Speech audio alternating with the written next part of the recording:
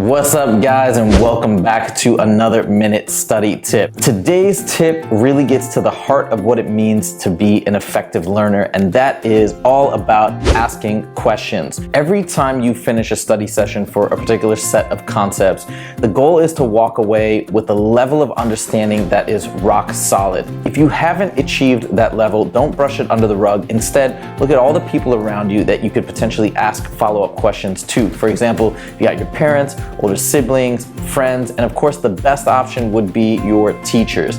Now, in the case where you can afford it, hiring a tutor could be another amazing option. But if you can't, there is also a wide world of amazing online and video resources. The best thing about this is you can search and find that one or two individuals that you really resonate with in terms of their teaching style. The other amazing thing about using video resources is you can pause and rewind, which allows you to learn at your own pace. The main thing to remember is that you can achieve a solid understanding of whatever you put your mind to, and don't settle for anything less.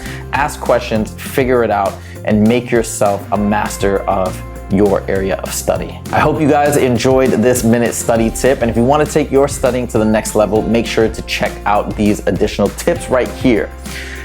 Thank you so much, and I'll see you all in the next video. Take it easy.